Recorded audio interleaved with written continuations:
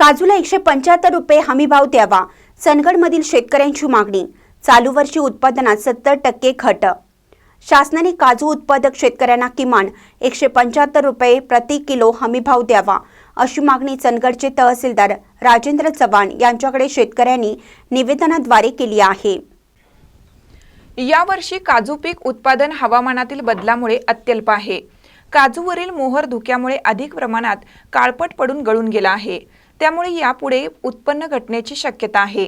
सद्यस्थितीत 70% काजू उत्पादनात घट असल्याचे शेतकऱ्यातून बोलले जाते.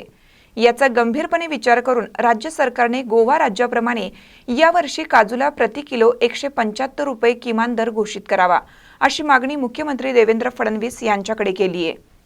जंगमहट्टी सोसायटीचे चेअरमन संभाजीराव पाटील, कार्यकर्ते विजयभाई पाटील, बंडोपंत पाटील, रवींद्रकुमार पाटील, अश्विन कुमार पाटील, अण्णाप्पा पाटील यांनी तहसीलदार राजेश चव्हाण यांच्याकडे रविवारी मागणीचं निवेदन दिलं.